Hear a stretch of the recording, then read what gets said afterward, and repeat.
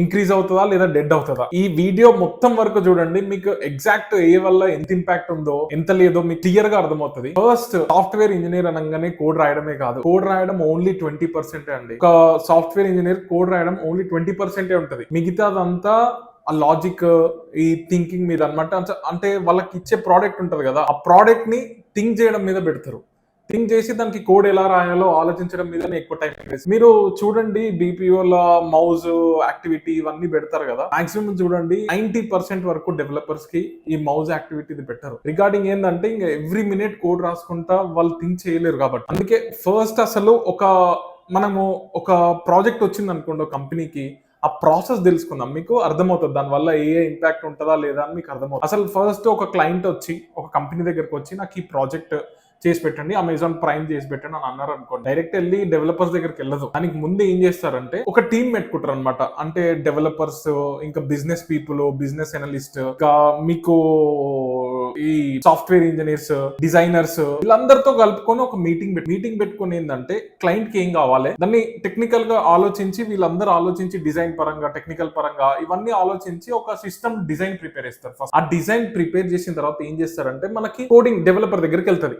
Developer దగ్గరికి వెళ్ళినప్పుడు each and first designer, developer అంటే ఫ్రంట్ ఎండ్ అయినా బ్యాక్ ఎండ్ అయినా, మీకు ఎగ్జాంపుల్ చెప్పాలంటే డిజైనర్ దగ్గరికి వెళ్ళి ఏం చేస్తారంటే ఈ డిజైనర్ ఫస్ట్ డిజైన్ చేస్తాడు. అంటే ఒక అవుట్లెట్ డిజైన్ చేస్తాడు అనమాట, ఇలా ఉంటది అని చెప్పేసి. అంటే ముందే అసలు మొత్తం బ్యాక్ ఎండ్ ఇవన్నీ రాయకుండా ముందే సిస్టమ్ ని డిజైన్ చేసి పెడతారు. అంటే డిజైనర్ అంటే అవుట్లుక్ ఇది ఉంటది, ఇది బిజినెస్ యాక్టివిటీ, మీ దాంట్లో ఇది జరుగుతుంది అని చెప్పి డిజైనర్ ఏం చేస్తాడంటే ఒక క్లయింట్ కి చూపిస్తాడు. ఆ క్లయింట్ దాంట్లో చేంజెస్ అవన్నీ మీటింగ్స్ అయిన తర్వాత నెక్స్ట్ డెవలపర్ దగ్గరకు వచ్చిన తర్వాత కోడింగ్ స్టార్ట్ అవుతుంది. ఇక్కడ కోడింగ్ స్టార్ట్ అయిన తర్వాతనే కోడ్ రాస్తారు. కోడ్ రాసిన తర్వాత మళ్ళీ దా కోడ్ ని ఏం చేస్తారు, కోడ్ రివ్యూ, అంటే మీరు రాసిన కోడ్ మంచిగా ఉందా లేకపోతే ఎలా ఉంది అని చెప్పి ఆ కోడ్ రివ్యూ చేస్తారు అనమాట.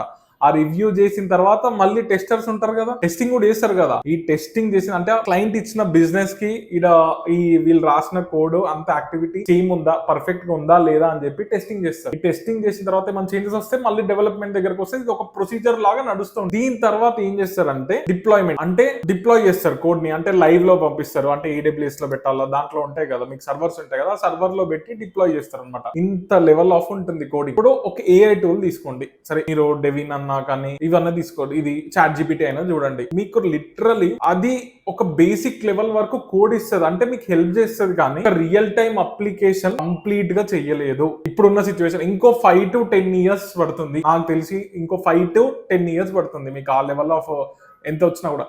కానీ ఎంత వచ్చినా కూడా అక్కడ కోడ్ రాస్తుంది. ఇప్పుడు మీకు ChatGPT ఇట్లాంటి AI టూల్స్ వచ్చి కోడ్ రాసింది అనుకోండి, ఆ కోడ్ ని వెరిఫై అసలు ఆ బిజినెస్ తగ్గట్టు ఉందా లేదా అనేది కూడా ఒక మనిషి చూడాల్సి వస్తుంది కదా కంపల్సరీ. అంటే ఆ మనిషికి అటు ఆ ప్రాంప్ట్ రాసేటట్టు ఉండాలి, ఇటు కోడింగ్ నాలెడ్జ్ కూడా ఉండాలి. ఆ రెండిట్లో ఏ నాలెడ్జ్ లేకపోయినా ఆ పనికి పర్ఫెక్ట్ కాదు. మీకు ఎన్ని వచ్చినా కూడా ఇవేంటంటే ఫ్యూచర్ లో ఒక సాఫ్ట్వేర్ ఇంజనీర్ కి హెల్ప్ చేస్తే గానీ, మరి సాఫ్ట్వేర్ ఇంజనీర్ ని మొత్తం రీప్లేస్ చేసే అంత అయితే ఉండదు, తగ్గొచ్చేమో కానీ.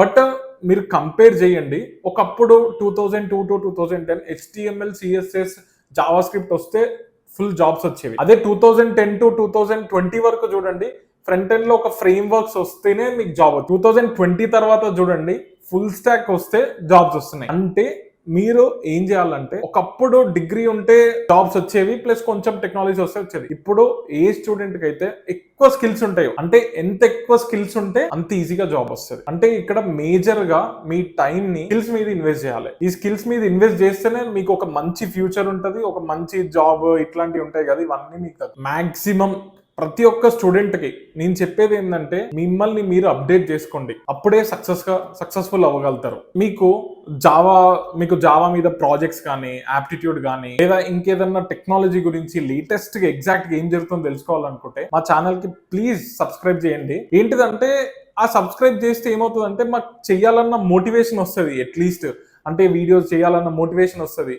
మీరు చూడండి మన ఛానల్లో రియల్ టైం ప్రాజెక్ట్స్ అప్లోడ్ చేస్తాం, నార్మల్ ప్రాజెక్ట్స్ కాదు, రియల్ టైం ప్రాజెక్ట్స్, అది కూడా మన తెలుగులో అప్లోడ్ చేస్తున్నాం. ఎవరన్నా నేర్చుకోవాలనుకుంటే మీరు మన ఛానల్ ని సబ్స్క్రైబ్ చేసి you can learn from there. ఇంకొకటి, ఎన్ని స్కిల్స్ ఎక్కువ నేర్చుకుంటే లైఫ్ అంతా సక్సెస్ఫుల్ గా స్మూత్ గా ఉంటది. బీటెక్ స్టూడెంట్స్ కి అయితే నేను చెప్పేది ఏంటంటే, start from your first year are second year నుంచి స్టార్ట్ చేయండి నేర్చుకోవడం. ఎన్ని ఎక్కువ స్కిల్స్ నేర్చుకుంటే మీకు అంత ఈజీగా జాబ్ వస్తుంది. Thank you.